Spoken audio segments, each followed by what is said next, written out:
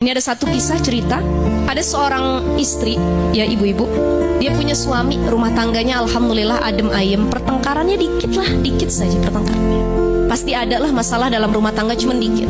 Satu ketika, suaminya ini kerjanya kan di kantor, soleh, jadi suaminya soleh, gak pernah ngapa-ngapain, gak pernah ada hal apapun, jamaahnya rajin, ngajinya rajin, didik anak-anaknya bagus, kerja di kantor.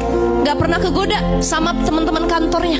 Ini hati-hati karena perselingkuhan di kantor banyak ya, dimanapun sebenarnya, di instansi apapun banyak.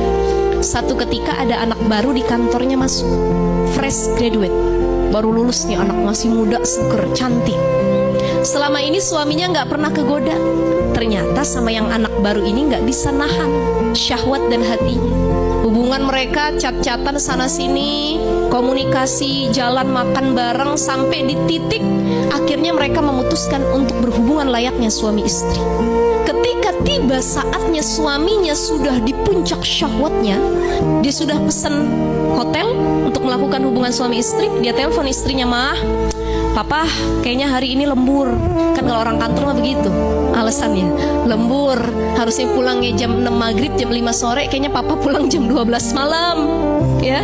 Atau ya mungkin besok pagi karena ini ada deadline yang harus dikerjain nih, perintah atasan mah ya. Ini Papa lembur nih sama beberapa kawan Papa. Karena istrinya merasa suaminya itu amanah, bagus, gak pernah melakukan apapun, dia percaya. Ini kan hebatnya seorang istri, kalau dia diperlakukan baik maka dia akan yakin dengan pasangannya sebaik mungkin. Betul gak Bu? Dia gak punya seuzon apapun, dia husnuzon sama suaminya, diizinkan, gak ada perasaan apapun. Sampailah suaminya di tempat yang dimana dia akan memulai maksiat tersebut dengan pasangan kantornya. Sampai ke kamar hotel, perempuannya udah bersih-bersih, udah siap mau berperang gitu ya Bu ya, bahasa gitunya.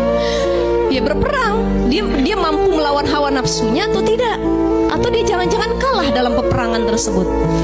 Suaminya, si laki-laki ini masuk ke dalam kamar mandi, dia pun bersih-bersih. Karena dia punya amalan yang diistiqomahkan, yang dibiasakan. Apa amalan istiqomahnya? Di rumahnya atau dimanapun ya, sejak dia dari muda sebelum nikah, dia punya amalan kalau sebelum tidur itu harus wudhu. Karena kalau nggak wudhu rasanya nggak tenang. Nih solehnya dia nih, walaupun cuma wudhu dianggap sepele, dia wudhu.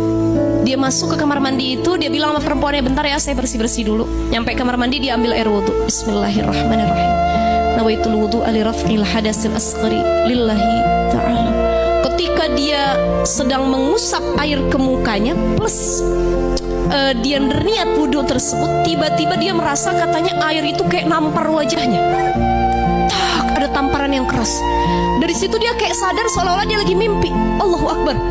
Ya Allah, di mana saya nih, kata dia. Itu lagi ada di kamar mandi hotel. Ya Allah, di mana dia? Dia cari handphonenya. Ya Allah, itu tengah malam kok saya belum pulang. Ya Allah, apa yang saya mau lakuin gitu ya. Dia keluar dari kamar mandi, dia ngeliat tuh perempuan udah siap. Ibarat bahasa kita, "Bang, udah bang," gitu ya, sudah siap melayaninya. Tapi karena amalan wudhu yang dia lakukan, seketika syahwat nafsunya hilang belas. Dia nggak punya lagi syahwat yang tadinya menggebu-gebu sama tuh perempuan. Dia bilang, "Ya Allah, saya nggak jadi, emang kamu nggak jadi?" "Loh, abang tadi pengen banget," kata. Nggak jadi, ya Allah, saya hampir bermaksiat. Udah, sampai hari ini dan mulai saat ini kita nggak ada hubungan lagi." Pulang dia nangis, ingat istri sama anaknya. Nyampe rumahnya dia minta maaf, dia cerita sama istrinya, "Mah, ya Allah mah, Papa hampir maksiat. Sudah bayar hotel, sudah hampirlah dikit lagi, Insya Allah.